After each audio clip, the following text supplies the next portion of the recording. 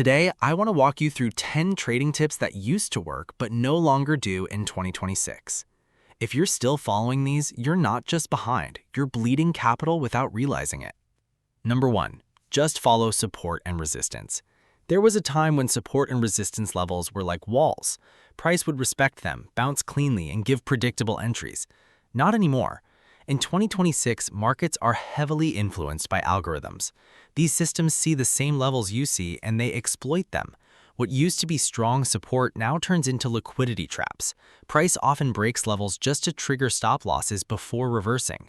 Support and resistance still matter, but not the way you were taught.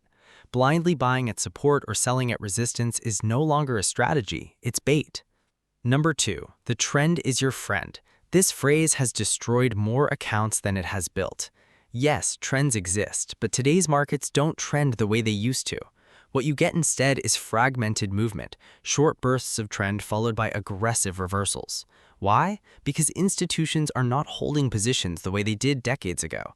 High-frequency trading, liquidity rotation, and rapid sentiment shifts mean trends are shorter and more deceptive.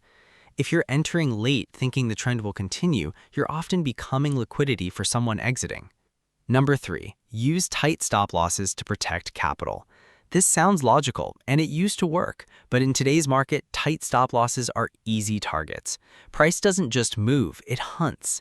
It sweeps areas where retail traders place stops. If your stop loss is too obvious or too tight, you're not protecting yourself, you're positioning yourself to be taken out.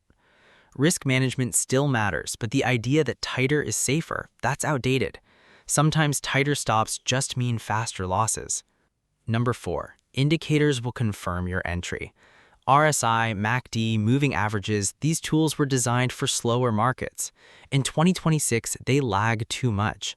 By the time an indicator confirms a move, the move is already over, or worse, you enter just as the market is about to reverse. Indicators haven't become useless, but relying on them for confirmation, that's a delay you can't afford. The market rewards anticipation, not confirmation. Number 5, trade more to make more. This is one of the most dangerous ideas still floating around. Years ago, when spreads were wider and markets were slower, active trading could give you an edge. But today, overtrading is a silent killer. More trades mean more fees, more emotional decisions, more exposure to random noise. In modern markets, precision beats frequency. The traders who win aren't the ones trading all day. They're the ones who wait and strike when it actually matters. Number 6, news trading gives you an edge. There was a time when reacting to news could give you a real advantage. Now, by the time you see the news, the market has already priced it in. Algorithms process information in milliseconds. They react before you even read the headline. Trying to trade news today is like trying to outrun a machine that already finished the race. You're not early, you're late. Number 7, backtesting guarantees profitability. Backtesting used to be a powerful tool. You test a strategy on historical data, and if it performs well, you expect it to work in the future. But here's the problem. The future doesn't look like the past anymore. Markets are evolving faster than ever. A strategy that worked perfectly over the last 5 years can completely fail in the next 6 months. Backtesting can still give insights, but treating it as proof of profitability, that's outdated thinking. Adaptability matters more than historical perfection. Number 8, you need a complex strategy to win. Many traders still believe that the more complex their system, the better their results. Multiple indicators, layers of confirmations, complicated rules. But complexity doesn't equal edge.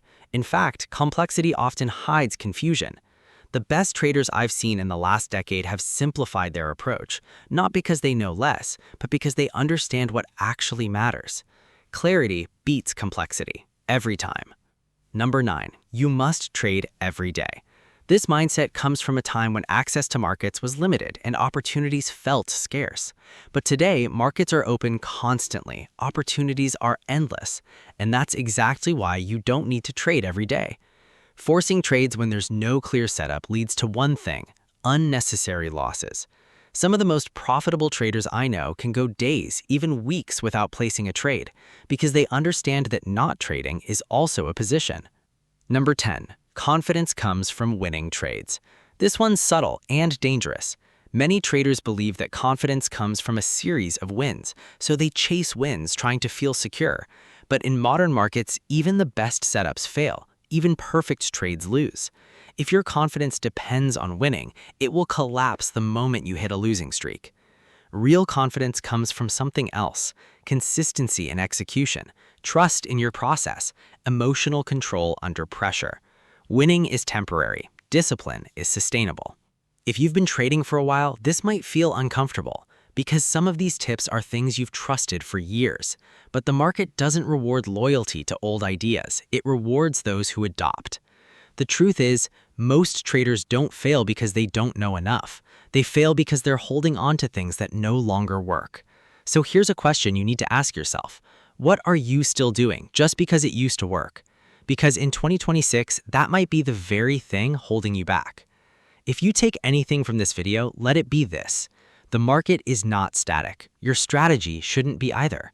Evolve or get left behind. And tell me where you're watching from. I want to know what part of the world my viewers are watching from.